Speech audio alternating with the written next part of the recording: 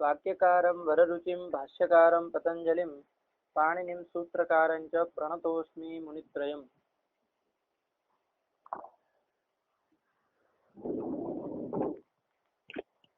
पाठ लगाया कल का? जी। अच्छा ठीक। कुछ पूछना है किसी को? कोई समस्या? मुझे कल की समस्या नहीं है, लेकिन एक शब्द है वर्ण समाम्नाय। हाँ, उसका अर्थ चतुर्दश सूत्राणी ऐसा होता है। तो ये समाम्नाय है, उस शब्द का अर्थ क्या करेंगे? समाम्नाय मतलब वेद होता है। समाम्नायो वेदः, ठीक है ना? जी। तो ये क्या है? वर्ण समाम्नाय है, मतलब ऐसा कहते हैं ना, वेद राशि है, ये कहते हैं ना। तो वही समाम्नाय मतलब वेद होता है, ठीक है ना? चलिए, वही है समाम्नाय। अक्षर समाम्नाय भी इसका शब्द नाम है। जैसे हम लोग कहते हैं ना, चतुर्दश सूत्र कहते हैं, माहेश्वर सूत्र कहते हैं, शिव सूत्र कहते हैं, अक्षर समाम्नाय कहते हैं, वर्ण समाम्नाय कहते हैं, सब इसी के पर्याय, ठीक है ना? समाम्नाय का अर्थ है वेद, ठीक है ना? मतलब वर्ण रूप जो वेद है। तो कहते भी है ना कि भाई इसका केवल पारायण करने से संपूर्ण वेद का वो जो पाठ करने का फल है वो प्राप्त होता है, ठीक है ना? तो वही है, वेद रूप है ये पूरा, ठीक है ना? चलिए, और कुछ? चलिए तो फिर चला जाए। हाँ जी। तो हम लोग हयवरट में विचार कर रहे थे, ठीक है ना? हकार का संपूर्ण अक्षर समाम्नाय में, वर्ण समाम्नाय में दो बार उपदेश किया गया है। एक तो हयवरट में हकार का किया गया और अंतिम में हल में हकार का किया गया। तो हकारस्य वारद्वयम् उपदेशः कथं क्रियते? दो बार क्यों उपदेश किया जा रहा है, प्रश्न होगा। तो उसमें पहले तो हुआ कि हयवरट में हकार का उपदेश क्यों किया गया, बाद में हल के हकार का देखेंगे, ठीक है ना? तो हयवरट के हकार का उपदेश क्यों किया गया? तो उन्होंने चार प्रत्याहारों में हकार का ग्रहण हो जाए, इसलिए हमने हयवरट में ह रखा, ऐसा कहा ना? वो चार प्रत्याहार कौन कौन थे?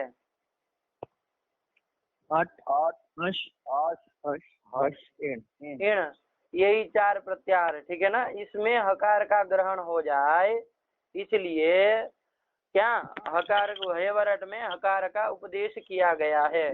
यदि हयवरट में हकार नहीं रखते, केवल हल वाला ह ही रखते, तो अट अश हस इण, इनमें से किसी में हकार आ पाता? नहीं आ पाता, ठीक है ना? तो इसमें भी ग्रहण हो जाए, इसलिए क्या रखा? हयवरट में हकार का उपदेश किया है, ठीक हुआ? चलिए, अब देखिए, अट में हकार का ग्रहण हो जाए इसलिए ऐसा कहा, सबसे पहले अट प्रत्याहार था जी। तो अट में हकार का क्या प्रयोजन है? अट में हकार क्यों रखा है, प्रश्न होगा कि नहीं होगा? अट में हकार की क्या आवश्यकता है, बताना पड़ेगा ना। तो उसके लिए बता रहे हैं आपको। देखिए आगे लिखा है उन्होंने, तत्वबोधिनी पढ़ो यस जी। हकारोपदेशस्तु अट अश हस इण ग्रहणेषु हकार ग्रहणार्थः। हकार ग्रहणार्थः, ठीक है ना? उसके बाद जी, अर्हेण अड व्यवायेति इति णत्वम्। देखिए ये अर्हेण है, कौन सी विभक्ति का रूप है, कौन वचन?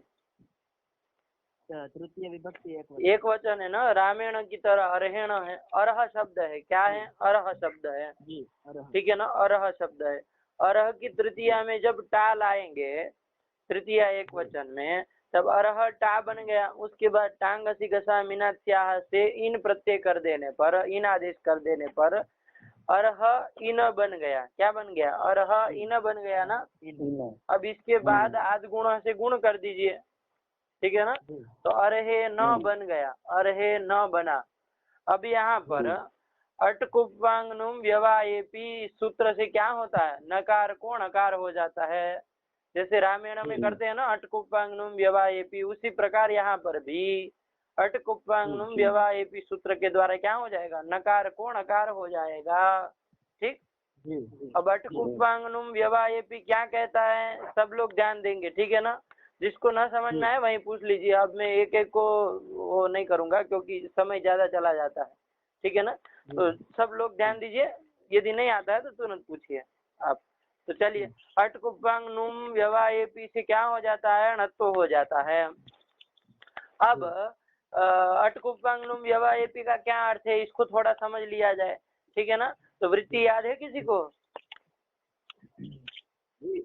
बोलो। अट कवर्गः आंग नुम एतेर व्यस्तेर यथा संभवं मिलितैश्च व्यवधानेपि रसाभ्याम परस्य नश्यणः स्यात् समान पदे। ये तुम वो एप्लीकेशन में से देख के बोल रहे हो, सही ना? नहीं खुला है, मुझे याद थी उसकी।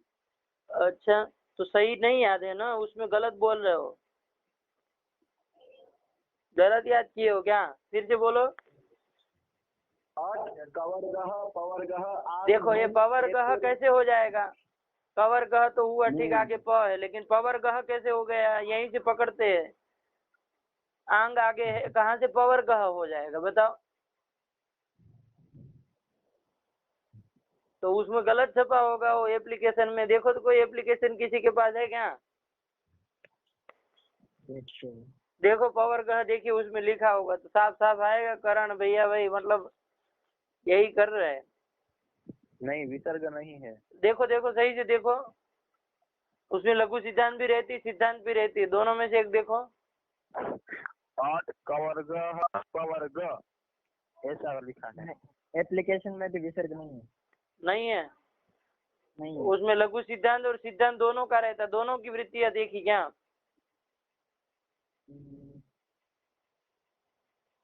हाँ, लघु सिद्धांत में विसर्ग है। है करण? भैया मेरे पास ऐसी कोई एप्लीकेशन ही नहीं है।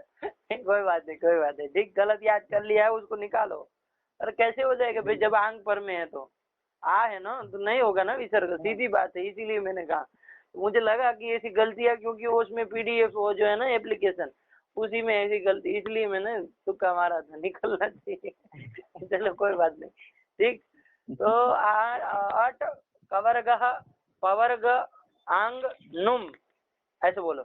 एतैर व्यस्तैर यथा संभव मिलितैश्च क्या है आगे, रसाभ्याम परस्य नस्य णो वाक्यात्, नस्य णो क्या, यही है ना, नकार को नकार। देखिए रेफ और शकार से उत्तर में नकार को नकार होता है, ठीक है ना, न को न हो जाता है, बात समझ में आई?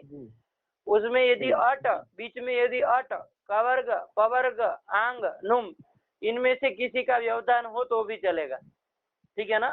इनके व्यवधान रहने पर भी क्या हो जाएगा, रेफ अथवा तो शकार से पर में जो न है उसको क्या हो जाएगा, अण हो जाएगा। जैसे रामेण में देखिए, राम शब्द है, इन हो गया टा के स्थान में और रामे न बना दिया, ठीक है ना, रामे न बन गया। अब देखिए रेफ से उत्तर में न है क्या, रेफ से पर में नकार न है क्या, न?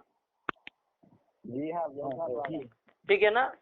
अब बीच में बहुत सारे वर्ण आ रहे हैं, सीधे रेफ के बाद न नहीं है, ठीक है ना, सीधे नहीं है ना, तुरंत, मतलब अव्यवहित उत्तर में रेफ के बाद अव्यवहित उत्तर में वो नहीं है ना, नहीं है, ठीक है ना। अभी तो बीच में कई सारे वर्ण का व्यवधान आ रहा है, आकार का, मकार का, एकार का, इनका व्यवधान है ना। यदि देखिए रेफ अथवा तो शकार के तुरंत बाद न होता है ना, मतलब अव्यवहित उत्तर में यदि न होता है ना, तब तो किस सूत्र से ण तो हो जाएगा, तब उसी से हो जाएगा, ठीक है ना। रसाभ्याम नोण समान पदे, वो क्या कहता है, रेफ अथवा शकार से अव्यवहित उत्तर में जो न है उसको क्या होता है, अण हो जाता है समान पदे, ठीक है ना, ऐसा वो कहता है, बात समझ में आई? और ये जो अटकुपांगनुम है ना, वो क्या कहता है कि रेफ शकार से पर में न को ण होता है, लेकिन बीच में यदि इनमें से किसी का व्यवधान आया, अट कवर्ग पवर्ग आंग नुम, इनमें से किसी का तो चलेगा, व्यवधान छोटव्य है, ठीक है ना, ऐसा वो कह रहा है अटकुपांगनुम। तो अब रामेण में देखिए राम शब्द है, ठीक है ना, आगे इन रामेण बना दिया। चलिए अब देखिए रेफ के बाद कौन है वर्ण, आ है, तो आ किस में आ गया? अट का वर्ग पवर्ग आंग नुम में से किसी में आता है? अट में आ जाता है। अट में आ जाएगा ना, क्योंकि अट में कौन आता है? अकार आता है। तो अकार के ग्रहण से उसके अष्टादश का ग्रहण हो जाएगा, तो दीर्घ प्लुत सब आ जाएंगे। तो दीर्घ तो अट का व्यवधान आया, ठीक है ना, आ करके अट में आ गए, तो चलिए वो तो चलेगा। उसके बाद कौन आया? अट, फिर मतलब ये आ हो गया। उसके बाद कौन वर्ण है? म है। म किस में आ जाएगा? पवर्ग में।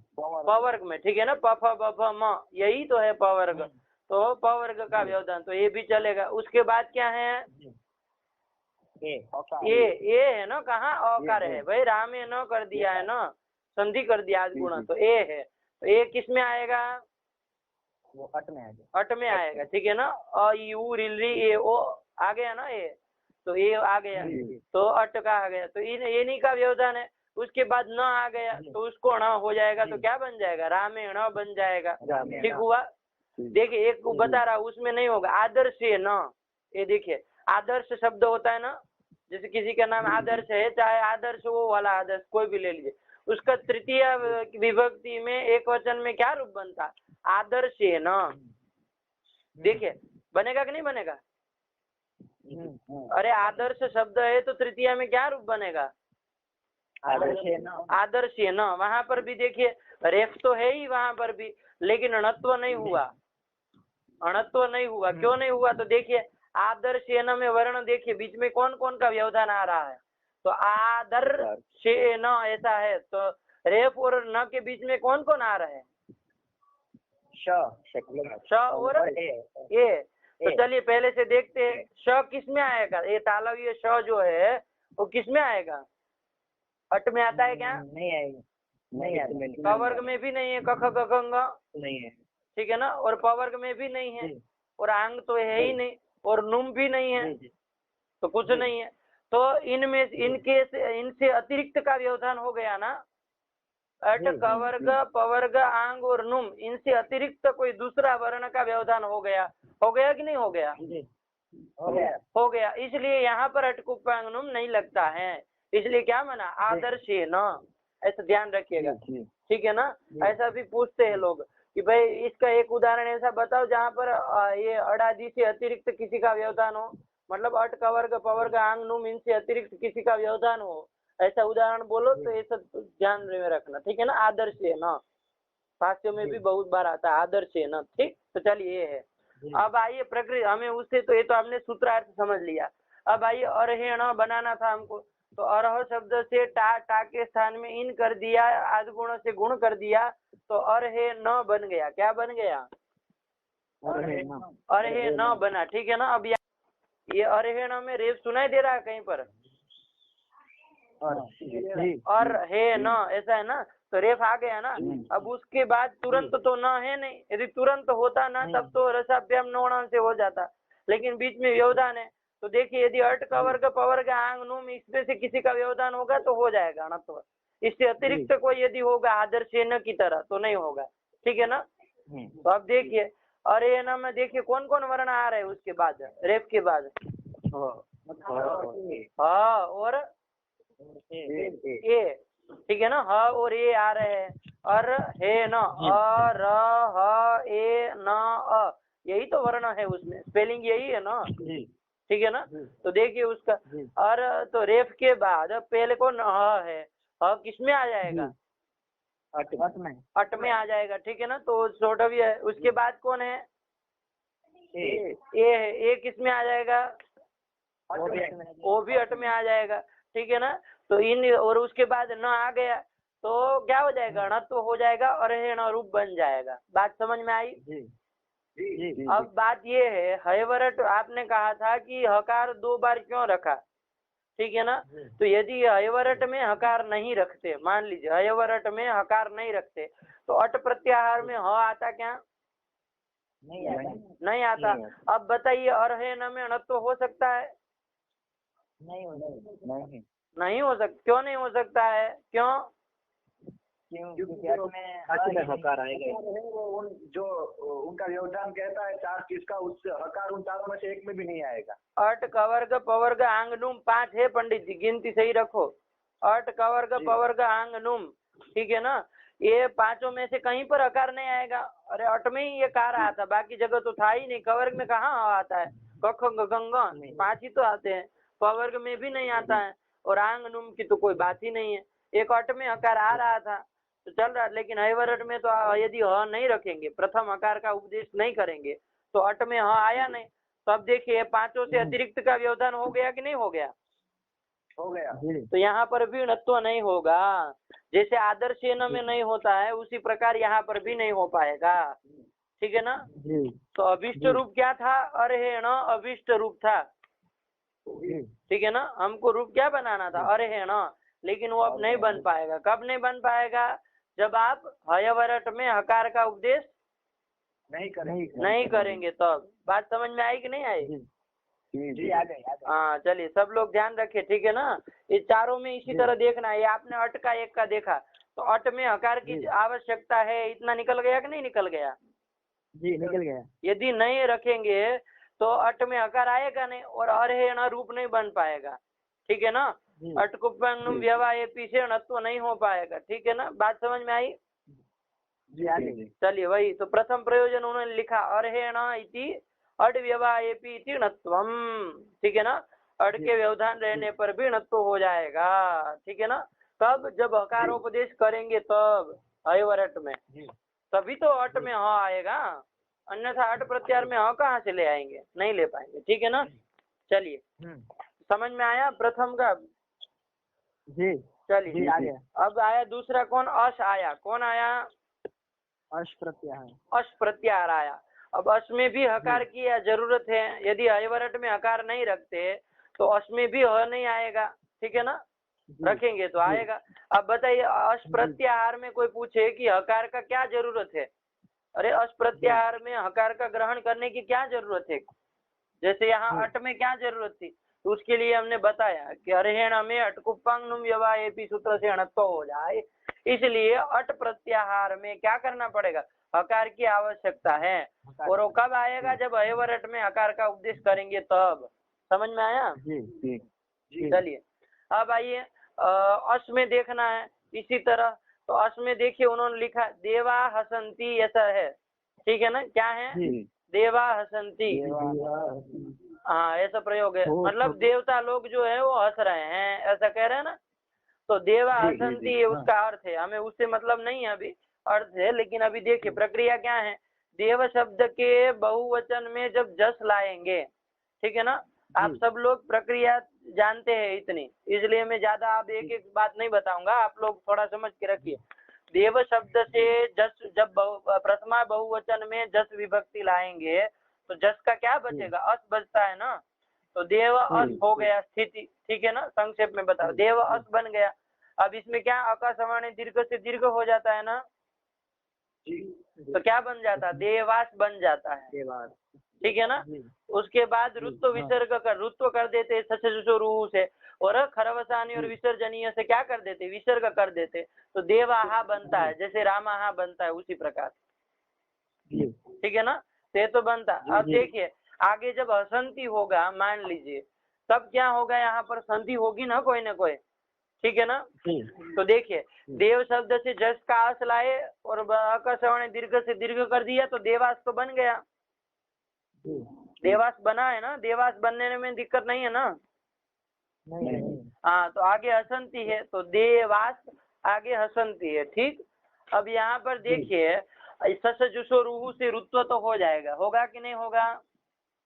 हो जाएगा, ठीक है ना। वो तो रुत्व करेगा, तो रू हो जाएगा। तो क्या बन गया? देवा रू हसंती, रू में उकार चला गया, देवार हसंती ऐसा बचा, ठीक।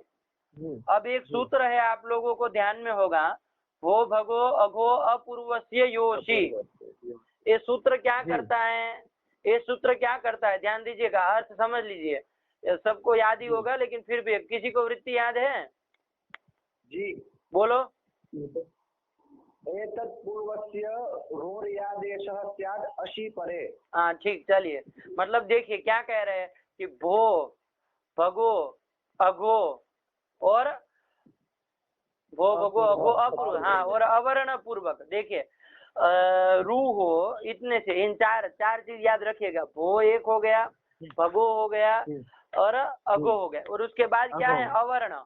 इनमें से पर में यदि रू हो, रू, ठीक है ना, जो सबसे रू हुआ ना वो रू हो तो क्या हो जाता है उसको य आदेश हो जाता है, रोरियादेश, मतलब रू को यकार आदेश य आदेश हो जाता है। कब? जब अश प्रत्याहार पर में हो तब। बात समझ में आई? कौन प्रत्याहार पर में हो? मतलब अश पर में हो तो, मतलब अश में से कोई वर्ण पर में हो तो, ठीक है ना, ये ध्यान दीजिए। तो ये बन गया। अब देखिए यहाँ पर देवार हसंती, ये तो हो गया था ना आपका जी। अब भो भगो अगो पूर्व सीओसी लगा, यहाँ भो शब्द भगो शब्द या तो अगो शब्द नहीं है, अभी तो कौन है? अवर्ण है। तो देखिए रू के पूर्व में अवर्ण है कि नहीं? रेफ के पूर्व में है। कौन है? आ है ना, तो वो तो अवर्ण हो गया ना। अ कहने से उसके अष्टादशों का बोध होता है, ठीक है ना। तो अवर्ण पूर्व में हो गया, मिल गया आ। उसके बाद जो रू होता है तो रू है कि नहीं, मतलब रेफ है, उस उकार की संज्ञा लोप हो गया, अनुबंध लोप हो गया, ठीक है ना। तो रेफ मिल गया, उसको क्या हो जाएगा? यकार आदेश हो जाएगा। कब? जब अश प्रत्याहार पर में हो तब, ठीक है ना। तो अश में कौन कौन आते हैं? यश अ इ उ रू रू ए ओ ऐ औ ह य व र ल य म ग न न ध भ ह ढ ढ ज ब ब ड द, इतने आते हैं। तो हकार आ गया कि नहीं आ गया? ह य व र किया ना तुमने, तो हकार आ गया। तो अश पर में है कि नहीं? हसंती का ह पर में है, मतलब अश पर में मिल गया। तो क्या हो गया? देवा य हसंती हो गया। रेफ के रू के स्थान में क्या हो जाएगा? यह आदेश हो जाएगा ना। तो क्या स्थिति बनी? यश देवा य हसंती, यह हसंती ये बन गया ना। और हली सर्वेशाम से यकार का लोप कर दीजिए। हली सर्वेशाम हल पर में है ना, तो उसका लोप हो जाएगा। तो हली सर्वेशाम से लोप कर दीजिए, तो क्या बन गया? देवा हसंती। जो आपके सामने लिखा वो रूप बन गया कि नहीं बन गया? जी बन गया। हाँ, देवा हसंती बन गया। सब लोगों को समझ में आ रहा है ना महाराज जी? जी यहाँ एक प्रश्न है। हाँ बोलिए बोलिए बोलिए, आवाज नहीं आ रही है करण किसी की। जी वो स्वामी जी वो प्रश्न पूछते पूछते कट गए। जल्दी जोड़ो यार, कोई बात नहीं, होता है।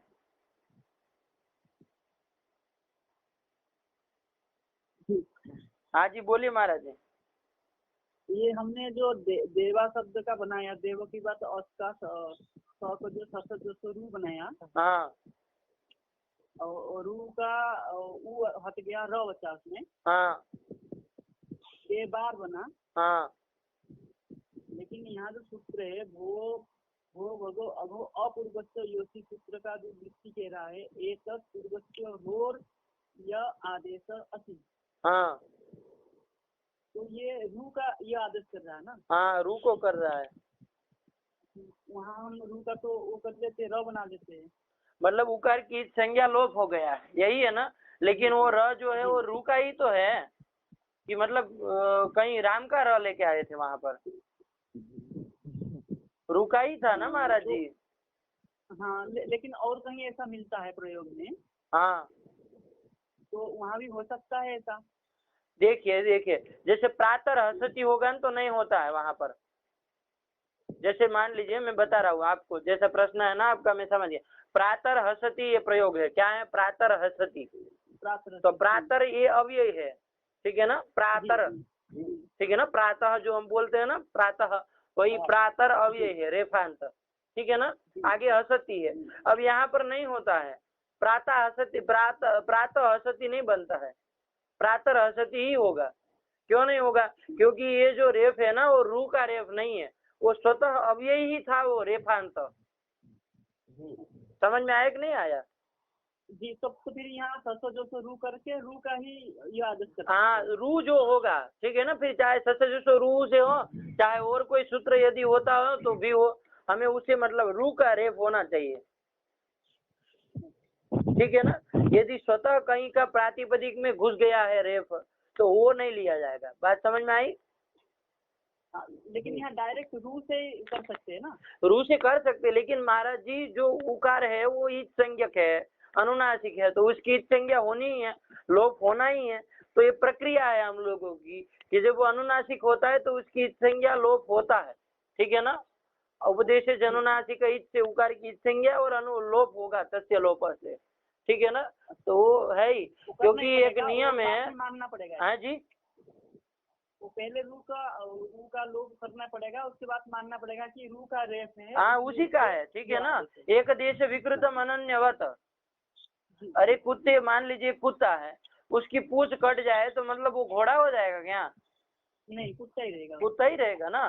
तो छिन्ने पूछे श्वा श्वा एवं, मतलब कुत्ता कुत्ता ही रहेगा यदि उसकी पूंछ कट जाए तो, ठीक है ना। उसी प्रकार यदि रू का ऊ चला गया तो मतलब वो मतलब पट थोड़ी ना हो जाएगा, वो रूही रहेगा, ठीक है ना। तो एक देश विकृतम अनन्यवत, कोई बात नहीं। बात समझ में आई कि नहीं आई? तो रूही है, ठीक। ऐसा करके वहां पर रोरिया देश गो भगो अगो पूर्वसी योशी से हो जाएगा। चलिए और कुछ, बस यही। तो चलिए इसको ध्यान रखेंगे, ठीक है ना।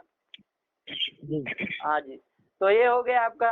अब यहाँ पर देखिए, ये हो गया, कर दिया आपने, देवा हसंती बन गया, देवा हसंती बन गया, ठीक है ना। यह कर दिया और हली सर्वेशाम से यकार का लोप कर दिया।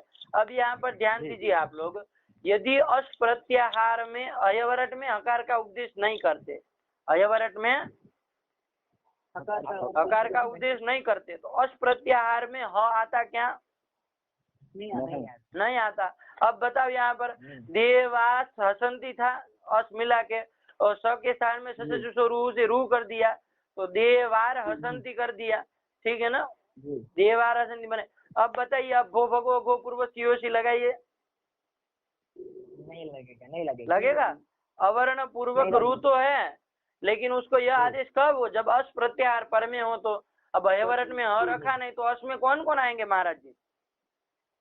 अ ई उ री ए ओ ऐ औ ब य व र ट। हाँ यही आएंगे, ठीक है ना, यही सब आएंगे। तो आया नहीं जब हकार का उपदेश नहीं, तो जब नहीं आया तो यहाँ पर लगेगा। अब अश पर में मिला नहीं, तो यह आदेश होगा, यह आदेश नहीं हो पाएगा, यह आदेश। तो क्या बन जाएगा? देवार हसंती ये है। अब खर वसानी और विसर्जनीय तो लग नहीं सकता, हो तो खर परे रहते कहता है, तो ऐसे ही रूप बना रहेगा, देवार हसंती बना रहेगा, ठीक है ना। हमको क्या बनाना था?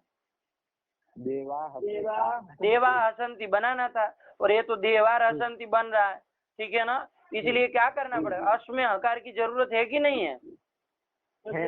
वो तो कब आएगा? जब आप अयवरट में हकार रखेंगे तब। बात समझ में आई? तो अयवरट में हकार का प्रयोजन मिला कि नहीं मिला? ये सब प्रयोजन है। सबसे पहले अट में हकार की जरूरत, अट में हकार का ग्रहण हो जाए, इसलिए तो प्रश्न हुआ अट में हकार क्यों रखना है भाई? तो अरेण में अटकुपांगनुम व्यवहार ऐसी पीछे नत्व हो जाए, इसलिए। बात समझ में आई? फिर का अश में भी हकार का ग्रहण हो जाए, इसलिए हकार को रखा। तो अश में क्या जरूरत है हकार को रख के? तो उन्होंने प्रयोग बताया, देवा हसंती, इसमें भो भगो गो पूर्व सीओसी से रू को यत्व यह आदेश हो जाए, इसलिए हमने क्या किया? अश में हकार की जरूरत है। वो कब रहेगा? जब अयवरट में हकार का उपदेश करेंगे तब। बात समझ में आई? चलिए वही उन्होंने लिखा, पढ़ लीजिए। देवा हसंती भो भगो इति रोर्यत्वम इति सूत्रेण भो भगो अघो पूर्वसी योशी इति सूत्रेण रोहो यत्वम, मतलब रू को यह आदेश इसी से होगा, ठीक है ना। तब जब रखेंगे आप उसमें, तब हकार का उद्देश्य करेंगे तब होगा, ठीक। चलिए आया। अब आया दूसरा, तीसरा प्रत्याहार कौन था? यश, हर्ष प्रत्याहार था ना। अब मान लीजिए हर्ष अयवरट में ह न रखे तो हर्ष में ह आएगा? नहीं आएगा। अब तो हर्ष प्रत्याहार भी नहीं बन पाएगा, यश बनेगा, ठीक है ना। नहीं बनेगा। हाँ यश हर्ष प्रत्याहार यश बनेगा, यश से ही तो लेना पड़ेगा, नहीं है तो यश बनाएंगे, ठीक है ना। तो चलिए कोई बात नहीं, लेकिन हर्ष में नहीं आया, ठीक। अब हर्ष में हकार की क्या जरूरत है भाई? तो उसके लिए प्रयोजन बताया गया, देवो हसती। आगे देखिए पंक्ति लिखिए, पढ़िए। देवो हसति हसी च इत्युक्तम्। हाँ देखिए, देवो हसती ये वाक्य है, ठीक है ना, मतलब कोई देव है हंस रहा है, ठीक है ना, तो ये सब मतलब बनाए हैं उन्होंने प्रयोग ऐसे मिला मिला, ठीक है ना। तो देवो हसती है। अब ये देवो कहाँ का रूप है? प्रथमा एक वचन का। प्रथमा एक वचन का है ना, देव हसती, हसती भी ऐसे ही है, तो प्रथम पुरुष एक वचन, ठीक। चलिए, तो देव शब्द है, ठीक है ना, उससे क्या लाए? सु लाए प्रथमा एक वचन में, सु के स्थान में ससजसो रू, सु के स के स्थान में क्या हो गया? ससजसो रू से रू हो गया, तो देव र हसती ये बन गया। स्थिति क्या बनी? देव र हसती ये बना ना, ये बन गया। अब यहाँ पर एक सूत्र है आपका हसी च, कौन सूत्र है? हाँ, ये क्या कहता है कि अवर्ण से पर में रू हो, मतलब रू का रेफ हो, तो उसको क्या हो जाता है? उकार हो जाता है। क्या हो जाता है? ऊ कर देता है, ऊ ऊ वाला ऊ कर देता है, ठीक। कब? जब हस प्रत्यय हस पर में हो तब, ठीक है ना। यहाँ देखिए स्थिति क्या है आपकी? देव र हसती, ऐसा है ना। तो देखिए अवर्ण से पूर्व में रेफ है कि नहीं? अ से पर में अ है, देव में वकारोत्तरवर्ती अकार है कि नहीं? अकार है, उसके पर में रेफ को क्या कर देगा? ऊ कर देगा। तो रेफ रू के रेफ को ऊ कर देगा, लेकिन कब करेगा? हस पर में हो तब। तो हस में कौन ये आते हैं सब, तो हसती का अ है, तो हस में आ गया ना, आ गया, तो क्या हो गया? ऊ हो गया। तो देव ऊ हसती। अब कौन सूत्र लगेगा महाराज जी? आद गुणा हो जाएगा, तो अकार उकार के स्थान में ओ हो जाएगा, तो क्या बन जाएगा? देवो हसती, ये रूप बन गया, ठीक है ना। यही होता है ना, रामो गच्छति देवो हसती, ठीक है ना, रामो हसती कृष्णो गच्छति, सब बनता है ना, उसी तरह का ये भी है, देवो हसती, ठीक। चलिए, अब हमें यहाँ आकार, अब देखिए हयवरट में आकार का उपदेश न करते तो हस में ह आता क्या? नहीं आता। जब नहीं आता तो यहाँ पर हसी च लग पाता क्या? नहीं लगता, क्योंकि ह तो आया नहीं हस में, ठीक है ना। जब नहीं आएगा तो यहाँ पर देव नहीं बन पाएगा। बात समझ में आई कि नहीं आई? क्या आगे समझ? अच्छा ठीक, मतलब ऊ नहीं होगा, ठीक है ना, हसी च करके, क्योंकि हस पर में मिला नहीं, क्योंकि हेवरट में ह तो रखा नहीं, तो हस में आएगा नहीं। और यहाँ पर क्या हो जाएगा? हसी च नहीं लगेगा तो क्या रूप बनेगा ये बताइए? देव र हसती है। अब कौन सूत्र लगेगा? ये भी तो देखना पड़ेगा, यदि नहीं बना तो क्या होगा, ये भी तो देखना है। तो कौन सूत्र लगता है अब? फिर अरे भो भगो गो पूर्वसी योशी क्या कहता है? जब हेवरट में अ नहीं रखेंगे तो भो भगो कहाँ से लग जाएगा?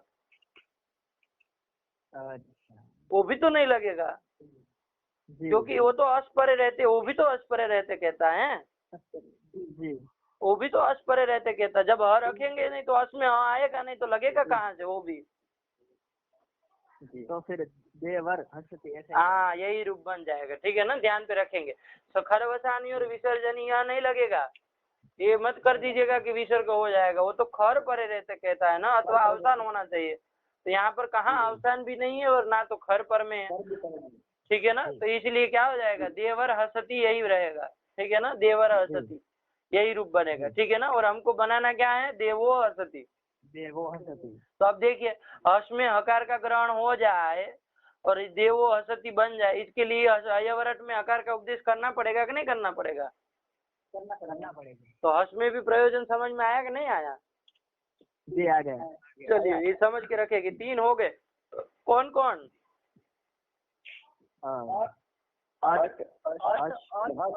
हस 3 हो गए, ठीक है ना। अब तीनों का उदाहरण आप लोगों को याद होना चाहिए, कभी भी कोई भी पूछे तो ये तीनों का फिर प्रयोजन भी है। अब आप कहने लगेंगे, मान लीजिए कि हेवरट में हकार क्यों रखा, तो आप कहेंगे अट अस हस और इन में हकार का ग्रहण हो जाए, इतने 4 प्रत्याहारों में हकार का ग्रहण हो जाए, इसलिए हेवरट में रखा। तो कोई कहेगा कि अरे भाई अट में हाँ की क्या जरूरत है, तब बताना पड़ेगा ना। जी केवल 4 बता देने से तो नहीं होगा, वो तुरंत पूछेगा अरे हट में हकार को लेके क्या काम है, जी तब बताना पड़ेगा कि अरे हे ना। ठीक है ना, चलिए जी बात समझ में आई कि नहीं आई? जी जी। चलिए फिर आगे बढ़िए। फिर ईण प्रत्याहार। हाँ ईण आ गया चौथा, ठीक है ना। ईण में देखिए, जी। अब ईण में क्या जरूरत थी, ईण में मतलब हकार की क्या क्यों जरूरत है, तो उसका लिख रहा है, देखो पढ़ो। लिलिहिद्वे विभाषेडः इति वाडः। इति वाटः, ठीक है ना।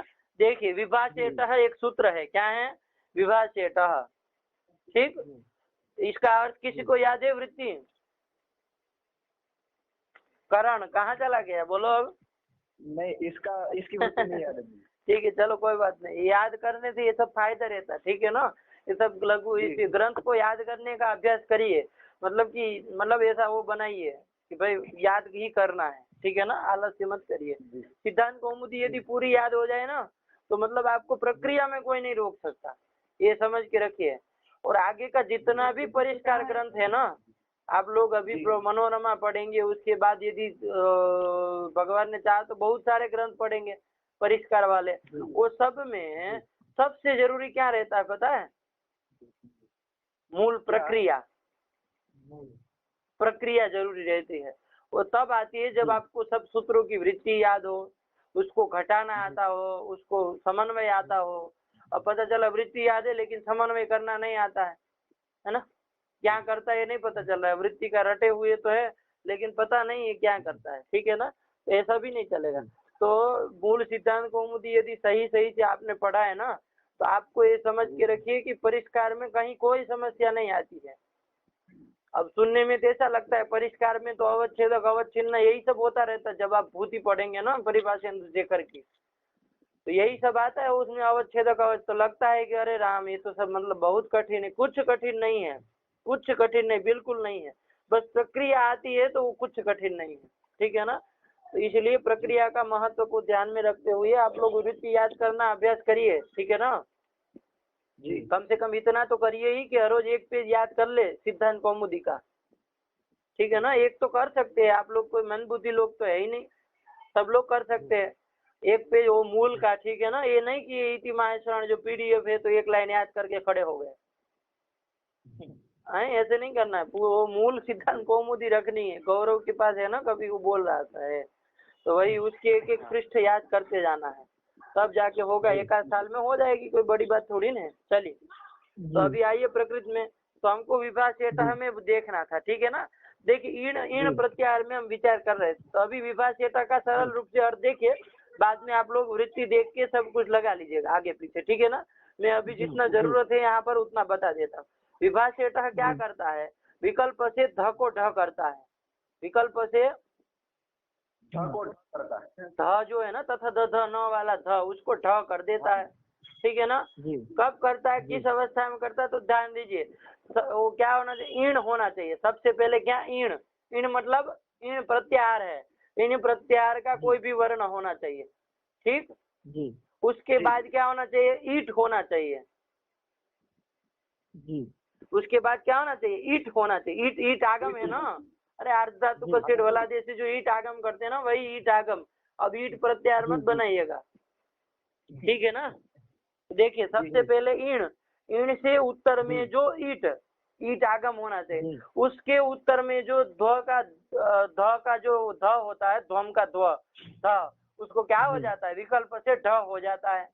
सामान्य अर्थ समझ में आया, उसको बाद में वृत्ति देख के लगा लीजिएगा, अभी इतने का ही प्रयोजन है, ठीक है ना। क्या कहा, ईण के उत्तर में जो ईट, ईट आगम है, ठीक है ना, उसके पर में जो ध्वम का ध है उसको क्या हो जाएगा, ढ हो जाएगा, हो जाएगा।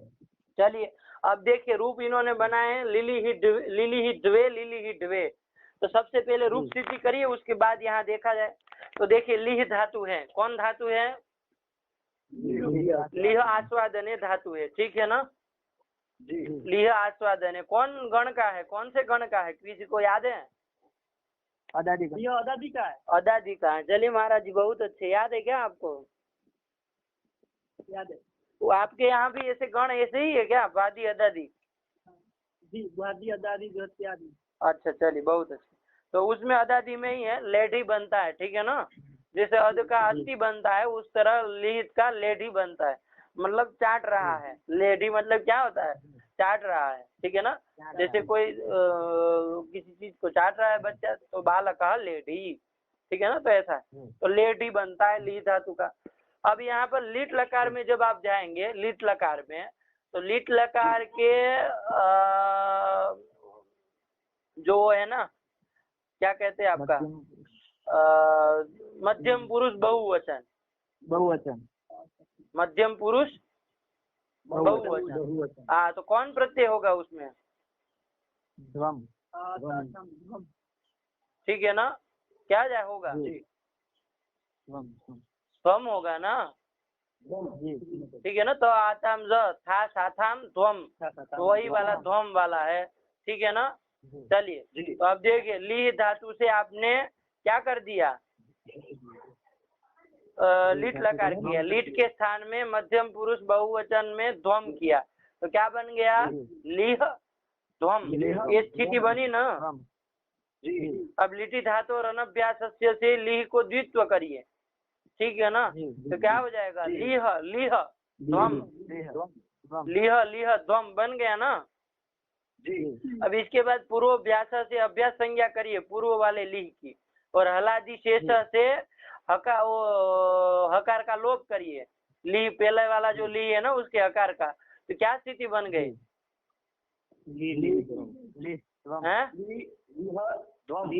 क्या बना महाराज जी, ली लिह ध्वम, ये स्थिति बन गए। अब ली लिह ध्वम जब बन गया तो यहाँ ईट आगम हो जाएगा, ठीक है ना। ध्वम को मान, ठीक है ना। तो क्या हो गया, ईट आगम हो गया, तो ली लिह ईट आगम, ईट का ई बचता है, तो ली लिह ई ध्वम बन गया जी। फिर ओटिता आत्मा ने पदानाम टेरे करके द्वे बन जाता है, ठीक है ना। जैसे तो का ये तो हो के ते बन जाता है ना, वैसे ध्वम में द्वे द्वे बन जाता है, ये तो हो जाता है। टीता आत्मा ने पदानाम टेरे, तो द्वे बन गया, तो क्या स्थिति बन गई, तो बन गया ना लीली ही द्वे, बना कि नहीं बना, लीली ही द्वे, ठीक है ना। ली लिह ई द्वे था, मिला दीजिए, लीली ही द्वे बन गया। अब यहाँ पर देखिए विभा सेठ, ये तो रूप बन जाएगा, इसमें कोई विभा सेठ नहीं, विभा सेठ विकल्प से ढ करता है, ठीक है ना। तो देखिए उसको लगाइए। अब ईण पर ईण प्रत्याहार पहले वो कुछ देखिए, ह जो है वो ईण में आ जाता है कि नहीं आ जाता है, ईण में कौन कौन आता है महाराज जी, ई उ री ली ए ओ आई औ आ या बार हाँ तो करके बोलना है। हाँ बोलिए ना, अभी पहले रूप सिद्धि कर लीजिए, बाद में देखें। ल बस इतने ईण हो गए ना, लण तक। ईण जो होता है हमेशा पर तक जाता है, ठीक है ना, तो बात को ध्यान देंगे। तो अयुण की इकार से लेकर लण के ण तक जाएगा, तो यही सब आ जाएंगे। तो ह आ गया कि नहीं आ गया, आ गया। तो देखिए ली लिह, तो ईण प्रत्याहार करके आ गया, तो क्या बताया था, ईण के उत्तर में जो ईट, तो ईट है कि नहीं, ईण के उत्तर में ईट है कि नहीं है, है लिह ई है ना, तो ईट आगम हो गया। उसके पर में जो ध्व है, वो ध्व का जो ध है उसको विकल्प से क्या हो जाता है, ध हो जाता है। तो क्या रूप बन जाएगा, एक रूप बन जाएगा लिली ही ढ्वे,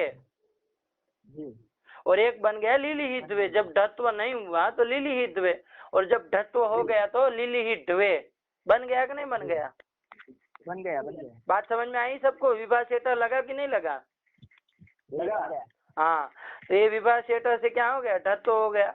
अब यहाँ पर देखिए कि यदि ईण हयवरट में हकार नहीं रखते, ठीक है ना, हयवरट में हकार नहीं रखते तो ईण में हकार आता क्या, नहीं आता ना महाराज जी, ठीक है ना। ए ओ आई औ कर सीधे बात य व र ल ऐसे चला जाता, ह नहीं आता।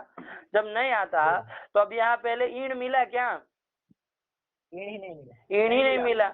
ईण मिलता तब जाके आगे ईट, और ईट के उत्तर में ध्वम के ध को ढ करते, तो ईण ही नहीं मिला ना, जी क्योंकि ह तो आता नहीं है इन में, तो विभा सेठ लग पाता नहीं लगता। तो लिली ही द्वे एक ही रूप बनता। कौन रूप बनता? लिली ही द्वे एक ही रूप बनता। लिली ही द्वे नहीं बन पाता, धत्व वाला रूप नहीं बन पाता, ठीक है ना। तो हमको तो दोनों रूप चाहिए थे विकल्प से, वो मतलब लिली ही द्वे भी साधु है तो वो भी बनता है, उसका भी प्रयोग हम लोग करते हैं, ठीक है ना। तो लिली ही द्वे का प्रयोग मतलब लिली ही द्वे बन नहीं पाएगा, ठीक है ना, क्योंकि धत्व होगा नहीं, क्योंकि अवरट में ह रखा नहीं, तो इन में ह आया नहीं, विभा सेठ लगेगा नहीं। बात समझ में आई? जी सब लोग समझे कि नहीं समझे कि बस ऐसे ही चल रहा है? चलिए बहुत अच्छे।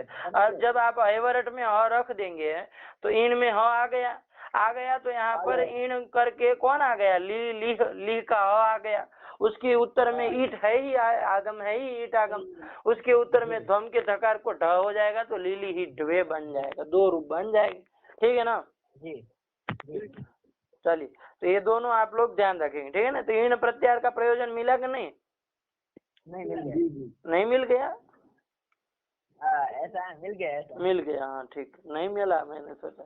चलिए, तो इन में भी हकार की जरूरत है, ये हो गया ना, ठीक है ना। तो कब आएगा? जब अवरट में हकार का उपदेश करेंगे तब। तो हो गया, अवरट में हकार का ग्रहण क्यों किया गया? तो अट प्रत्याहार, अस प्रत्याहार, हस प्रत्याहार और इन प्रत्याहार, इन सब में हकार का ग्रहण हो जाए, इसलिए अवरट में हकार का उपदेश करना जरूरी है, ठीक है ना। फिर प्रश्न आएगा कि अट में हकार की क्या जरूरत है? तो रहेण में णत्व हो जाए अटकुपांगनुम से, ठीक। अस्त में हकार की क्या जरूरत है? तो देवा असंधि में भो भगो से रोरियादेश हो जाए, ठीक। उसके बाद हस में क्या जरूरत है? तो देवो असति में हसी चकर के उत्व हो जाए। और इन में क्या जरूरत है? तो लिली ही द्वे ये रूप बन जाए, ठीक है ना। लिली ही द्वे में ध को ढ हो जाए विकल्प से, विभा सेठ सूत्र से, इसलिए तो इस सब प्रत्याहारों में हकार की जरूरत है, निकल गया ना। तो इसलिए इन सब में हकार की ग्रहण हो जाए, इसलिए क्या रखा है? अवरट में हकार को रखा है। बात समझ में आई? जी आ गई। चलिए बहुत अच्छा, सब लोगों को आया ना? चलिए, ये हो गया प्रथम आकार का, ठीक है ना। अब दूसरे आकार का आगे देखेंगे, चलो पढ़ो आगे, ग्रंथ पढ़ो। यस जी। हल इति। अच्छा, ये उसके बाद वाला नहीं देखे, थोड़ा काट दिए तत्वबोधि ने, थोड़ा देख लो ना अब साथ साथ में। वो भी लर्ण सूत्र आ गया। हाँ, तो वो देखो ना, अब थोड़ा ही है वो, ज्यादा नहीं, 2 लाइन ही है। लण इति नकारो अनुबंधः अण इन यण संज्ञार्थः। देखिए, लण में अकार के ईट संज्ञा और अनुबंध क्यों जो था, ठीक है ना, उसका क्या प्रयोजन था? अणकार में अनुबंध का, तो उससे 3 प्रत्याहार बनाने थे, 3 थे ना, अण इन और यण, ठीक है ना। अण इन और यण, और आपको बताया गया था कि अण जो है वो अण प्रत्याहार कोई पूर्व णकार से भी बनता है और कभी पर णकार से भी बनता है, ठीक है ना। तो पूर्व णकार से मतलब पर णकार में, मतलब कौन सूत्र के लिए पर णकार? केवल एक ही सूत्र में है ना पर णकार तक। कौन? अनुदित सवर्ण से चा प्रत्यय, ठीक है ना, वही है ना कि और कहीं है? और इन प्रत्याहार जो आपका है वो हमेशा कहाँ तक का है? पर तक ही है, ठीक है ना, पूर्व तक नहीं है, पर तक ही। चलिए आगे पढ़िए। ननु अण इति क्वचित पूर्व नकारेण गृह्यते। पूर्व नकारेण गृह्यते, क्वचित तु परेण नकारेण, ठीक है ना। अण जो है वो कहीं पर पूर्व नकार तक लिया जाता है और कहीं पर नकार तक लिया जाता है। इतना समझ में आया ना? कहाँ पर पूर्व नकार तक और कहाँ पर नकार तक?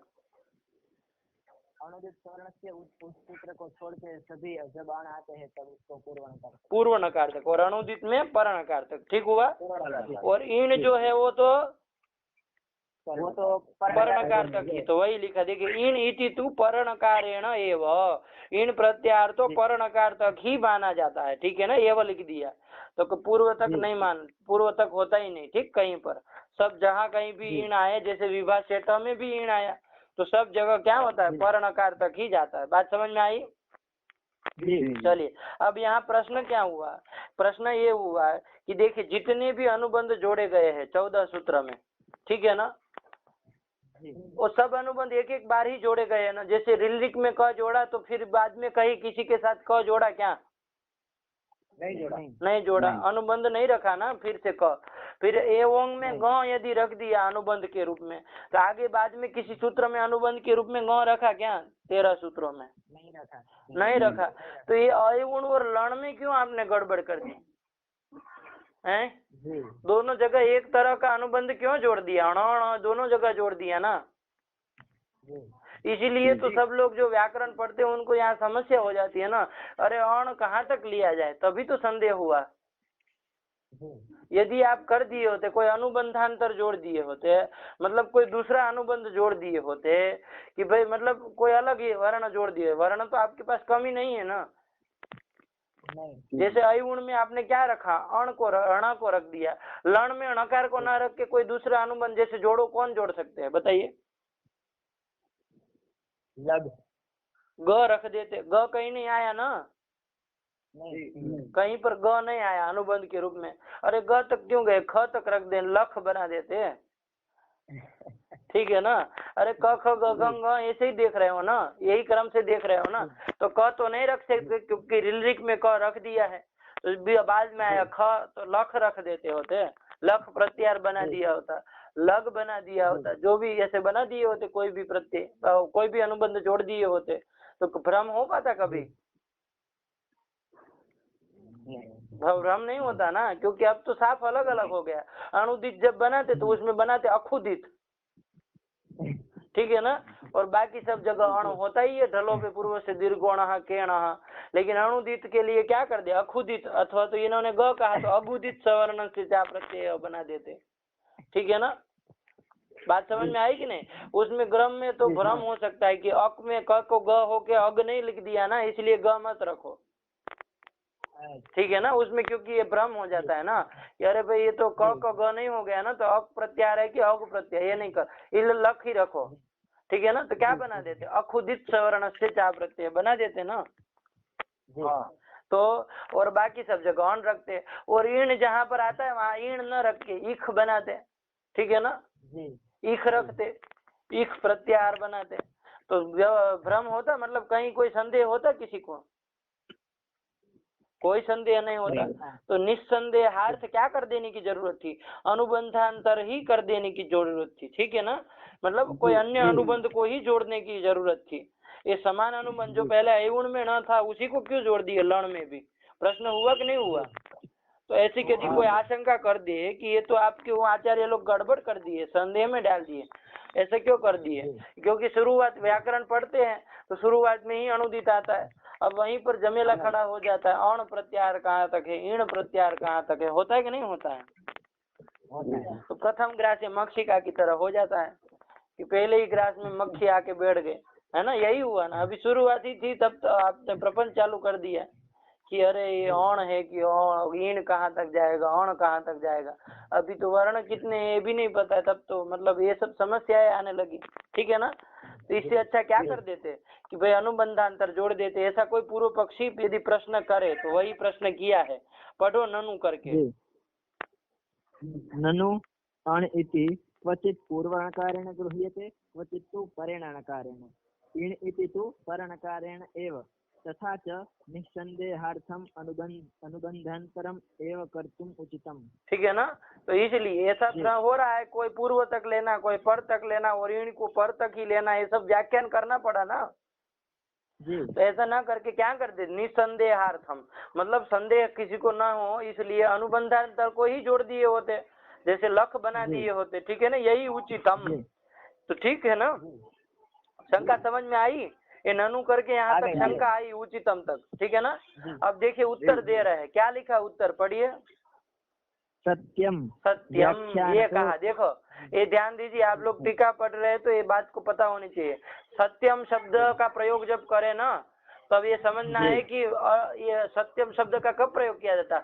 अर्ध सत्यांग, मतलब अर्धांगीकार में, ध्यान दीजिएगा। अर्ध का अंगीकार जब करते हैं ना, जैसे पूर्व पक्षी ने प्रश्न तो कर दिया, ठीक है ना, पूर्व पक्षी ने प्रश्न कर दिया, अब उत्तर देने वाला क्या कह रहा है? हाँ सही तो कह रहे हो, बात तो सही थी कि भाई अनुबंधांतर जोड़ देना चाहिए था, ठीक है ना। तो आधा उसकी शंका को स्वीकार किया। हाँ, बात तो सही कह रहा है, ऐसा कहते हैं ना हम लोग। जी यदि कोई शंका करता है तो हम क्या कहते हैं, ऐसा नहीं कहते। यदि सही शंका की तो वो तब, यदि सही कोई शंका कहते हैं तो कहते हैं ना हाँ ये बात तो ठीक थी, लेकिन देखो ये है उसका, इसलिए हमने नहीं जोड़ा, ऐसा कहते हैं ना। यदि कोई गलत ही शंका की है तो क्या कहते हैं, हटो गधे तरीके अंड बंड पूछते रहते हो, यही कहते हैं ना। जी तो वो वाला, लेकिन सत्यम कहा उसका मतलब वो अर्धांगीकार कर रहा है, हाँ बात तो सही है, ऐसे वाला, ठीक है ना। तो सत्यम का अर्धांगीकार में प्रयोग होता है। इसी तरह मैवम का भी बहुत जगह आप लोग प्रयोग देखेंगे, मैवम, तो मैवम भी अर्धांगीकार में ही आता है, ठीक है ना। मैवम सत्यम ये दोनों का प्रयोग कब होता है, जब अर्धांगीकार होता है तब। यदि पूर्ण का ना अंग वो होता है ना, मतलब गलत ही, तब न करके कहते इति चेत न, ऐसा कर देते कि नहीं ये गलत बात है, ऐसा नहीं हो सकता, ठीक है ना। लेकिन यहाँ पर ननु से जो शंकाएं उठाई उसमें क्या कहा, सत्यम, मतलब अर्धांगीकार किया गया। हाँ बात तो सही कह रहे हो। अब उत्तर दे रहे, समाधान देना पड़ेगा ना, शंका तो कर दी किसी ने, तो देखिए कर रहे हैं क्या लिख रहे हैं, पढ़ो। व्याख्यान तो विशेष प्रतिपत्तिर नहीं संदेहादलक्षणम इति परिभाषा ज्ञापनाय पुनर्नकारोनुबंध इति स्थितमाकारे। हाँ, यहाँ परि और भाषा के बीच में वो स्पेस रख दिया है पगला टाइप करने वाला, ठीक है ना। सही से वो नहीं हुआ, लेकिन आप लोग जोड़ के रखेंगे। परिभाषा अलग अलग थोड़ी ना बनता है, परिभाषा पूरा है ना शब्द, ठीक। चलिए अब देखिए क्या कह रहा है उत्तर। ये देखिए ये जो परिभाषा है ना सब लोग को याद रखनी है, यदि याद ही होंगे आप लोग तो तृतीय में आ गए। परिभाषा शेखर आती है ना पढ़ने में। हाँ, तो कौन सी परिभाषा कितने नंबर की है ये पहली ही है। तो यस बताओ क्या अर्थ होता है इसका। परिभाषा शेखर पढ़ने में आती है कि नहीं आती है, बताओ। आती है। उसकी पहली ही है परिभाषा, इसका अर्थ बोलो क्या इसका तात्पर्य है। व्याख्यान तो विशेष प्रतिपत्ति नहीं संदेहाद लक्षणम, व्याख्यान ये यश है क्या, हो जाती है, ये यश है क्या। नहीं गौरव, तो यश को बोलने दो ना, उसके बाद तुम्हारी बारी आएगी। चलो और किसी को नहीं पूछेंगे, चलो बोलो यश। यदि कोई भी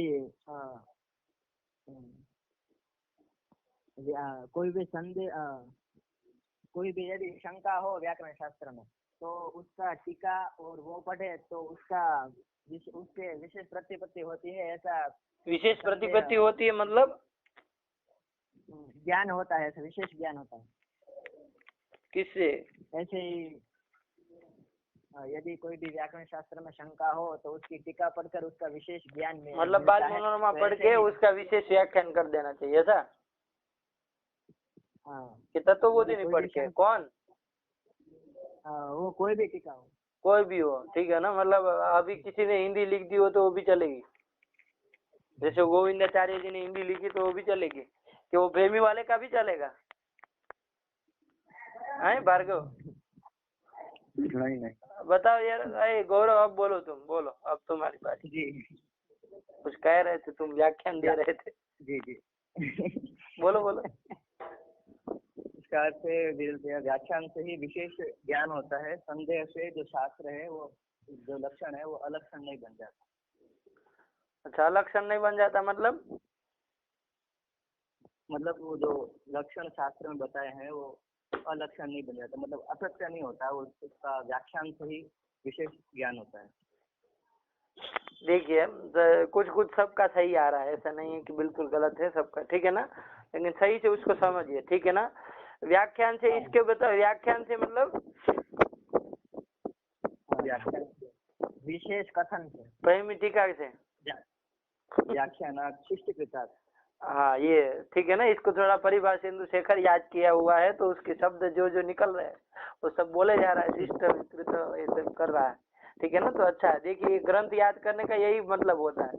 आपको अर्थ याद नहीं है, केवल वो ग्रंथ को भी बोल देंगे ना तो सही निकलेगा। सुनने वाले को यही लगेगा कि अरे राम ये तो सब जानता भाई, शिष्टकृत व्याख्यान क्या क्या कह रहे, ठीक है ना। चलिए अभी समझिए इसको क्या कह रहे हैं।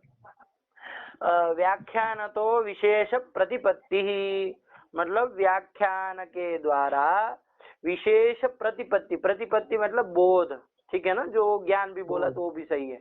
तो विशेष प्रतिपत्ति होती है व्याख्यानतः, मतलब ये देखिए तस जो किया गया है ना, ये कौन विभक्ति का किया गया है? वो पंचमी विभक्ति है। ठीक है ना, आप लोग पंचम्या तहसील कहते हैं ना, पंचम तहसील होता है। तो व्याख्यानात विशेष प्रतिपत्ति ही, व्याख्यानात मतलब इसका ऐसे करिए ना, एक जो होता है ना, ये तो तहसील होता है, जो एक तसी प्रत्यय भी होता है। क्या प्रत्यय होता है? तसी प्रत्यय भी होता है, ध्यान देंगे सब लोग, ठीक है ना। ये तसी प्रत्यय जो आपका है ना, वो सार्व विभक्ति का तसी ही ऐसा आता है प्रयोग, ठीक है ना। इसका मतलब क्या है कि भाई सर्व विभक्ति अर्थ में ये तसी प्रत्यय होता है। ये तहसील जो आपका है वो तो पंचम्य अर्थ में ही होता है, पंचम्या तहसील, ठीक है ना। लेकिन एक सार तसी प्रत्यय भी होता है, सार्व विभक्ति को तसी ही ऐसा करके है कुछ, देखिएगा तो तसी प्रत्यय होता है। लघु सिद्धांत में आता तो है ये सूत्र। चलिए, तो मतलब सर्व विभक्ति में तसी होता है। तो व्याख्यानतः मतलब क्या? व्याख्यानेन तृतीया है, ठीक है ना, ऐसे करेंगे। तो व्याख्यानेन विशेष प्रतिपत्तिर भवति, ठीक है ना, मतलब व्याख्यान के द्वारा विशेष प्रतिपत्ति होती है, मतलब करनी चाहिए, बोध विशेष बोध करना चाहिए, ठीक है ना। संदेहाद, संदेह हो जाने से ये जो शास्त्र है पाणिनीय व्याकरण शास्त्र, ये अलक्षणम नहीं भवति, ठीक है ना, मतलब असाधुर न भवति। मतलब ये जो शास्त्र है वो आपको यदि कहीं संदेह हो जाता है तो शास्त्र मतलब असाधु है ऐसी बात नहीं है, ठीक है ना। अभी तो ऐसा नहीं करना है कि मतलब संदेह आपको हो गया कहीं पर कि भाई अण कहाँ तक लेना, इन कहाँ तक लेना है, संदेह हो गया, ठीक है ना, पर नकार के पूर्ण। तो संदेह हो जाने से शास्त्र असाधु नहीं होता है, ठीक है ना। आपको क्या करना है? व्याख्यानतः विशेष प्रतिपत्ति कर लेनी है, व्याख्यान से मतलब शिष्टों के व्याख्यान से, है ना। प्रेमी टीकाकार के व्याख्यान से नहीं कह रहे, किसी भी टीका के व्याख्यान से नहीं है, शिष्टों का व्याख्यान होना चाहिए। शिष्ट कौन है हमारे व्याकरण में? तो 3 आदमी हैं, 3 मुनि हैं, ठीक है ना, वही पाणिनि, कात्यायन, पतंजलि, ये बात ध्यान रखेंगे, ठीक है ना। यही शिष्ट पुरुष है। बाकी लोग क्या मतलब किसी को कोई मतलब अज्ञान भी हो सकता है, कोई जरूरी है, मुनि है तो उनको सर्वज्ञ थे, ठीक है ना। तो इसीलिए वो शिष्ट कृत वाक्य, शिष्ट का व्याख्यान करके तीनों मुनियों का व्याख्यान, मतलब सूत्र वार्तिक भाष्य से ही आप लोगों को क्या कर लेना है? विशेष बोध कर लेना है। तो भाष्यकार ने वहां पर बताया ना लर्ण सूत्र के व्याख्यान में, परेणैवेन ग्रहा सर्वे पूर्वेणैवान ग्रहा मता ऋतेन दित्सवर्णस्य तदेकम परेण तु, ऐसा करके है ना। तो वहां पर भाष्यकार ने लर्ण सूत्र में विशेष रूप से आप लोग देखेंगे, प्रत्याहारान्निक तो पढ़े होंगे, दूसरा आर्निक, उसमें लर्ण सूत्र में बहुत अच्छी तरह से विचार किया गया है कि भाई अण का ण जो है वो पर तक लिया जाए, पूर्व तक लिया जाए, किस सूत्र में पर तक लिया जाए, किस सूत्र में पूर्व तक लिया जाए, ये बहुत अच्छे से विचार किया गया। तो उन व्याख्यानों से ही क्या कर लेना चाहिए आपको? विशेष बोध कर लेना चाहिए कि भाई कौन प्रत्याहार कहाँ तक बनेगा, कौन पर तक जाएगा, कौन पूर्व तक जाएगा, ये सब विशेष प्रतिपत्ति है ना, विशेष बोध, ठीक है ना। तो उसी से कर लेना चाहिए। आपको संदेह हो जाने से शास्त्र अलक्षण है, असाधु है, ऐसा नहीं है, ठीक है ना। ये परिभाषा का अर्थ हुआ, समझ में आया कि नहीं आया महाराज जी? आ गया। ठीक है ना। व्याख्यान तो विशेष प्रतिपत्ति संदेहाद अलक्षणम नहीं भवती, संदेह हो जाने से ये जो पाणिनीय शास्त्र है वो अलक्षण मतलब कि असाधु नहीं हो जाता है, ठीक है ना। अभी तो क्या करना है, यदि संदेह हो जाए तो आपको क्या करना है? व्याख्यान से विशेष प्रतिपत्ति करनी है, ठीक है ना। विशेष प्रतिपत्ति कर्तव्या, विशेष बोध कर्तव्य, ठीक है ना, जान लेना है उस बात को, ठीक। संदेह का निराकरण कर लेना व्याख्यान से। इसी परिभाषा को ज्ञापन करने के लिए, ठीक है ना, इसी परिभाषा को बोधित करने के लिए हमने अयुण में जो णकार अनुबंध था वही णकार को अनुबंध हमने लण में भी कर दिया, ठीक है ना। अनुबंधांतर नहीं जोड़ा, लख नहीं बना दिया, मतलब कोई अनुबंध दूसरा नहीं जोड़ा, वही अनुबंध रखा। हमको इस परिभाषा का क्या करना था? ज्ञापन करना था, बतानी थी, ठीक है ना। जो कि यहाँ पर संदेह हो जाता है तो यहीं पर हम बता सके कि भाई मतलब व्याख्यान तो विशेष प्रतिपत्ति ही नहीं संदेहाद लक्षणम, ठीक है ना। तो यही परिभाषा को बताने के लिए हमने पुनर्नकार अनुबंध कर दिया, ठीक है ना। इति स्थितम आकरे, ऐसा आकर, आकर किसको कहते हैं? महाभाष्य को। खान जो होती है ना, खान जो होती, खान कहते हैं आप लोग, खान कहते हैं हिंदी में, खान कहते हैं ना, खदान खदान खदान, वही तो वही। तो व्याकरण की खदान कौन है? महाभाष्य है ना, तो उसी को आकर कहते हैं। चलिए, अच्छा ठीक। तो आकर है मतलब भाष्य, महाभाष्य, ठीक है ना। तो भाष्यकार को जब ये मतलब भाष्यकार ने समाधान दिया, कहा कि भाई यही अनुबंध क्यों जोड़ा, अनुबंधांतर जोड़ दिए होते तो यहाँ संदेह नहीं होता ना किसी को शुरुआत में। तो उन्होंने क्या बताया कि वाक्यान तो विशेष प्रतिपत्ति नहीं संदेहाद लक्षणम इति परिभाषा ज्ञापनाय, इस परिभाषा को बताने के लिए पुनर्नकार अनुबंध कर दिया। इति स्थितम आकर है, मतलब ऐसा भाष्य में कहा गया, उत्तर दिया गया है, ठीक है ना। तो आप लोग देखेंगे लन सूत्र के भाष्य तो कुछ मिल जाएगा, ठीक है ना, एवं और लन का, उसी में ये बात होगी। समझ में आया? जी आ गया। चलिए, तो ये पता चल गया ना, वरना पूछ सकते हैं कोई लोग कि भाई अनुबंध अंदर कर दिए होते, पगले क्यों बना रहे सबको लौण करके, ठीक है ना, वही होगा। चलिए, उत्तर आ गया, हो गया, ये हो गया। तो ये तो बात बीच में आ गए। अब आपने ये बात जानी कि हकार 2 बार क्यों रखा गया, तो उसमें अयवरट में हकार का प्रयोजन आपने जान लिया, ठीक है ना। कौन कौन प्रत्याहारों में हकार का ग्रहण करने के लिए अयवरट में हकार का उपदेश किया? पहला तो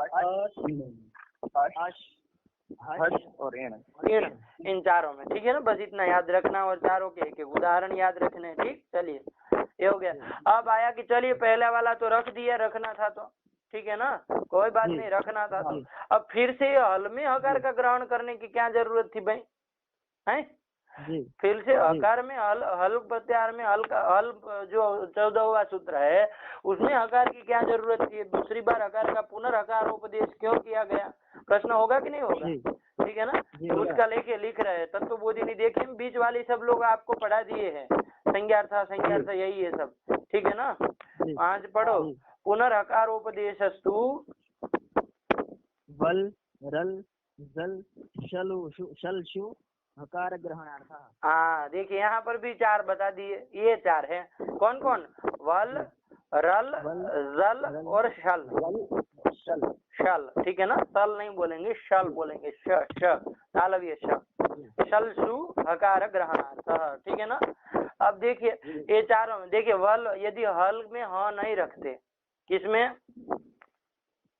हल, अरे हल पंडित जी, हल जो 14वां हल में ह नहीं रखते तो वल में आता, वल में हकार आ पाता? नहीं आ पाता। वल में कौन कौन आता, गिनाओ यस।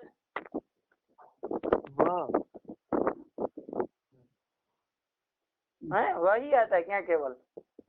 व र ल य म ग न न ज व ह ठ ठ ज ब द द द ख फ छ छ थ च त त प फ श श स और हल का ह, ठीक है ना, ह, ठीक है ना। इतने आते हैं, वस्तुतः इतने आते हैं जब हल रखते हैं तो। लेकिन यदि हल का ह नहीं रखते तो आ पाता क्या? वल में ह आ पाता? नहीं आ पाता ना, ठीक है ना। तो चलिए ये बात ध्यान रखेंगे, वल में भी हकार का ग्रहण हो जाए इसलिए। रल में कौन आता है गौरव, तुम बताओ। र ल य म ग न ज भ ग ढ ठ ज ब ग ड द ख फ छ छ थ च त त क फ श श स ह। हाँ, ठीक है ना, इतने आते हैं। अब हल में ह नहीं रखते तो आ पाता रल में ह? नहीं आ पाता, ठीक है ना। अब जल में करण बताओ तुम।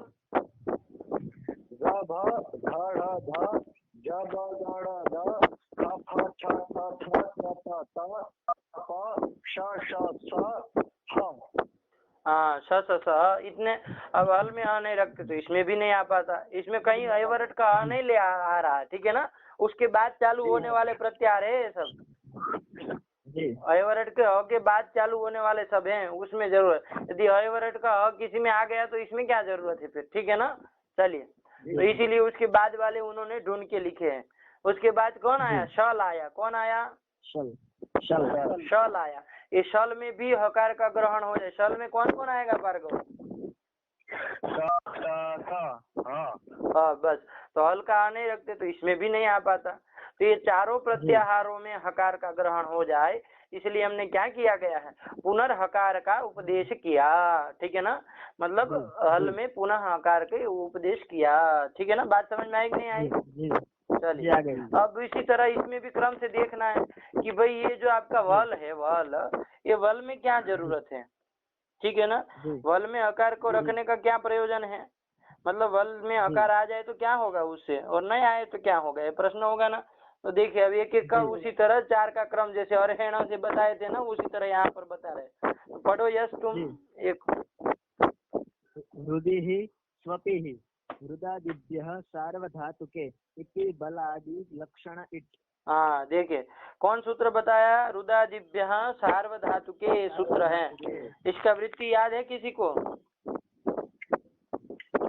अरे ये सब याद होना चाहिए भाई, ये सब याद कर लीजिएगा, ठीक है ना, अभी तक जितने जितने सूत्र आते जा रहे हैं अपने से, ठीक है ना, ये सब याद होगा तभी तो काम आएगा, वरना कहीं नहीं बोल पाएंगे कुछ भी, ठीक। चलिए तो क्या है इसका अर्थ, तो ध्यान पे ध्यान देंगे।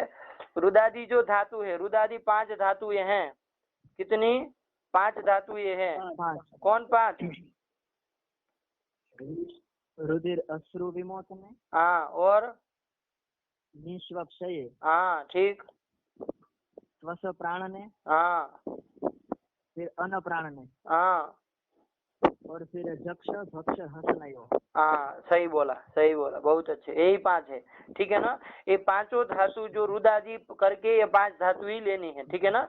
रुदादिभ्यः पंचभ्यः, मतलब रुदादि जो 5 धातु ये है उनके उत्तर में वलादि सार्वधातु को क्या हो जाता है, ईडागम हो जाता है, ठीक है ना। मतलब महाराज जी ध्यान देंगे, रुदादि 5 धातुओं के पर में यदि सार्वधातुक प्रत्यय है, ठीक है ना, सार्वधातुक संज्ञा किसकी होती है? तिंग या तो शीत, तिंग मतलब तीत तजी शिफ्त स्थ जो 18 प्रत्यय है ना, तिंग तिप्त तजी, वो तिंग उन सब की क्या होती है, सार्वधातुक संज्ञा होती है। और एक शीत जो होता है उसकी सार्वधातुक संज्ञा होती है। शीत मतलब क्या, जिसके शकार की संज्ञा हुई हो, ठीक है ना। शकार इत्यस्य, शकार है जिस प्रत्यय का, ऐसे प्रत्यय को क्या कहा जाएगा, शीत कहा जाएगा। समझ में आया? जैसे शप प्रत्यय है तो शप में शकार की संज्ञा होती है ना, शप शपावितो कहते हैं ना, मतलब षष्ठ पष्ट इति शपौ और शपौ इतो, ठीक है ना, तो मतलब शपावितो बोलते हैं ना। तो श और तो मतलब श की संज्ञा होती है, तो वो जो शप प्रत्यय है वो कैसा कहा जाएगा, सार्वधातुक कहा जाएगा, ठीक है ना। उसी तरह स्नम है, स्नम में भी शकार की संज्ञा होती है, तो वही वो भी क्या कहा जाएगा, सार्वधातुक कहा जाएगा, ठीक है ना। तो समझ में आया, तिंग और शीत की क्या होती है, सार्वधातुक संज्ञा होती है। चलिए अब आइए प्रकृति में, यहाँ ये सूत्र का अर्थ क्या हुआ महाराज जी, रुदादिभ्यः सार्वधातुक का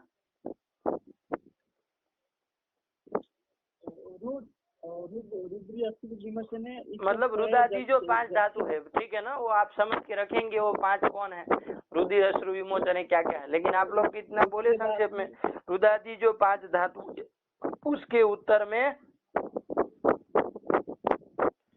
जो सार्वधातुक प्रत्यय है, सार्वधातुक संज्ञक जो प्रत्यय है उसको कैसा होना चाहिए, वलादि होना चाहिए, मतलब वल में से आदि, वल में से कोई आदि में होना चाहिए, ठीक है ना। व य व र ल यमंगण न ज भ घट थ जब घट ध खप चढ़ थ कप स, इतने में से कोई आदि में होना चाहिए वो सार्वधातुक प्रत्यय के, तब जाके क्या होता है उसके ईडागम होता है, ठीक है ना। जैसे स्थिति देखेंगे तो समझ में आएगा। आपका रुद धातु है, क्या है, रुधिर अश्रु विमोचन का, ईर तो चला जाता है, रुद बचता है, उसके लोट लकार में आइए आप, इसमें लोट लकार में, लोट लकार है ना 5वां, ठीक है ना। उस लोट के मध्यम पुरुष एक वचन में कौन प्रत्यय होगा महाराज जी बताइए, तिप्त जी, बाद में क्या होता है, कौन होता है महाराज जी, सीप, हाँ तो बोलिए ना, आपको ही बोलना है, ठीक है ना। तो सीप, तो क्या बन गई स्थिति, वो सीप कर दिया, लोट के स्थान में सीप कर दिया, तो क्या स्थिति बनी, रुद और सीप, सीप का सी बचा तो रुद सी हो गया। उसके बाद एक सूत्र आता है सेरिय पिच्च, वो क्या कर देता है, सी को ही कर देता है, ठीक है ना। तो सीधे कर दीजिए ही, तो क्या बन गया, रुद ही बन गया, रुद ही बन गया, ठीक है ना। अभी ही जो है वो किसके स्थान में हुआ है? सिप के स्थान में हुआ है ना। तो ये जो सिप था महाराज जी वो सार्वधातुक संज्ञक है कि नहीं है? क्यों? क्यों होने के कारण, हाँ है होने के कारण टिप में तिंग में आ जाता है ना, तिंग में आ जाता है ना, इसलिए वो सार्वधातुक है। तो उसके सीप के स्थान में जो होने वाला ही आदेश है वो भी तो सार्वधातुक कहलाएगा, ठीक है ना, वो भी तो सार्वधातुक होगा। अरे सिप के स्थान में हो रहा है, ठीक है ना, तो ये भी सार्वधातुक है। तो क्या स्थिति बन गई? रुद ही बन गया। अब देखिए यहाँ पर रुद आदि 5 में से कौन धातु यहाँ पर है? रुद, स्वयं रुद है, ठीक है ना। तो रुद है, उसके पर में क्या होना चाहिए? वलादि सार्वधातुक होना चाहिए, मतलब सार्वधातुक प्रत्यय पर में होना चाहिए। तो सार्वधातुक प्रत्यय कौन है यहाँ? ही है कि नहीं है? ही, ठीक है ना, वो भी सार्वधातुक है क्योंकि सिप के स्थान में हुआ था, ठीक है ना, मध्यम पुरुष एक वचन के सिप के स्थान में हुआ था। तो ही ये सार्वधातुक, और उसको कैसा होना चाहिए? वलादि होना चाहिए। कैसा होना चाहिए? वलादि होना चाहिए, मतलब ये जो ही प्रत्यय उसके आदि में वल होना चाहिए। तो ही के आदि में कौन है? हाँ है ना। अरे ही के 2 वर्ण है, उसमें आदि में कौन है? हाँ है। वो वल में आता है क्या? आता है ना, ये वह आगे वाला हल जो है स करके, तो उसमें आ जाता है। तो वलादि सार्वधातुक प्रत्यय पर में मिल गया कि नहीं मिल गया? वलादि सार्वधातुक मतलब वल है आदि में ऐसा सार्वधातुक, ठीक है ना। तो ऐसा मिल गया पर में, तो उसको क्या हो जाता है? ईटागम हो जाता है। तो ईटागम हो जाएगा तो कर दीजिए रुद ईटागम के ईट का ई कर बचता है, तो रुद ई ही, तो मिला दीजिए क्या बना?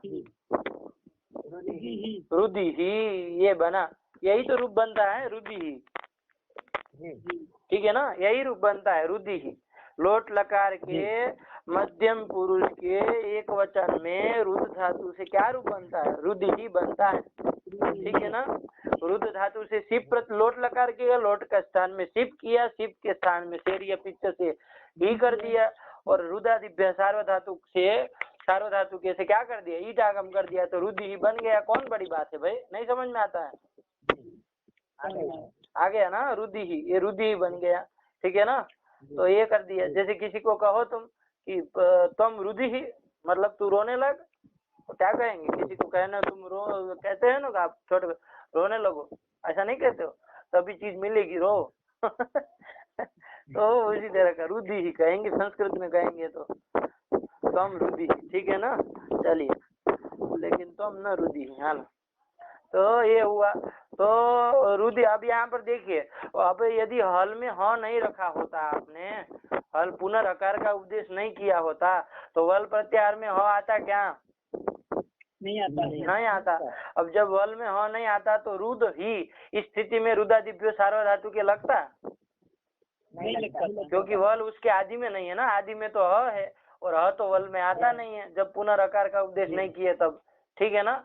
तो यहाँ पर सार्वधातुक तो प्रत्यय पर में है, लेकिन वलादि सार्वधातुक पर में नहीं है, तो ईट आगम नहीं होगा, तो रुद ही ऐसे बन जाता। हमको तो रुदि ही बना, रुद्धि ऐसा कुछ बन जाता, हमको तो रुदि ही बनाना था, ठीक है ना। तो वो नहीं बना, वो नहीं बन पाएगा। इसलिए क्या हुआ? वल में हकार की आवश्यकता है कि नहीं है? है ना, वल में हकार की आवश्यकता है, इसलिए क्या करना पड़ेगा? पुनर्हकार का उपदेश जरूरी है कि नहीं है? बात समझ में आई? तो ये रुदि ही हो गया। उसी का दूसरा उदाहरण, उसमें जैसे एक एक उदाहरण दिया था, इसमें दूसरा भी दे दिया, स्वप ही, वही ईश्वप से जो दूसरा धातु है ना, ईश्वप का स्वप बचता है, स्वप धातु, ठीक है ना, स्वप बचता है, स्वप। उसके बाद वही लोट लकार लाइए और सिप कर दीजिए मध्यम पुरुष एक वचन में, और सिप के स्थान में शेर पिच्च से क्या कर दीजिए? ही कर दीजिए, तो क्या बन गया? स्वप ही बन गया ना। क्या बन गया? स्वप ही बन गया। अब जब स्वप ही बन जाए उसके बाद रुदादिभ्यो सार्वधातु कैसे लगा दीजिए, क्योंकि रुदादि 5 में तो ये स्वप आती है, तो हो गए।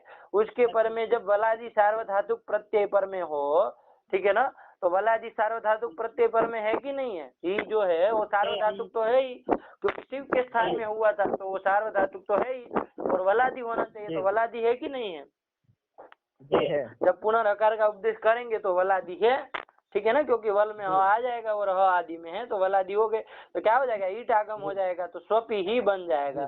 ठीक है ना, उसी रुद्धि ही की तरह स्वपी ही। ठीक है ना, लेकिन यदि मान लीजिए वल पुनर्हकार का उपदेश नहीं करेंगे तो ईट आगम यहाँ हो पाएगा, नहीं हो पाएगा। तो ये रुद्धि ही स्वपी ही रूप नहीं बन पाएंगे। ठीक है ना, यहाँ पर वलादि लक्षण ईट हो जाए रुदादिभ्य सार्वधातुक से, इसलिए वल में हकार की आवश्यकता है। ठीक है ना, बात समझ में आई कि नहीं आई? इसलिए क्या किया गया, पुनर्हकार का उपदेश किया गया। पढ़ो ये सब। स्नेहित्वा अब रल प्रत्याहार है। अरे पढ़ो ना पहले, वो रुद्धि ही स्वपी ही। रुदिः स्वपिः रुदादिभ्यः सार्वधातुके इति बलादि लक्षण इति। हाँ, समझ में आया? जी। चलिए, ये हो गया। समय क्या हुआ भाई, समय को भी ध्यान दीजिए उन लोगों को। हाँ, महाराज जी को बज गई घंटी। बज गए तो चलिए फिर यहाँ रखते हैं। ठीक है ना, आज महाराज जी जाइए, कोई बात नहीं। ठीक, अब हो गया, ये 3 बज गए। 3 का प्रयोजन कल बता देंगे। ठीक है ना, अब ज्यादा नहीं है, बस केवल 3 का प्रयोजन बताना है। ठीक, चलिए। वाक्यकारं वररुचिं भाष्यकारं पतंजलिं पाणिनिं सूत्रकारं च प्रणतोस्मि मुनित्रयम्।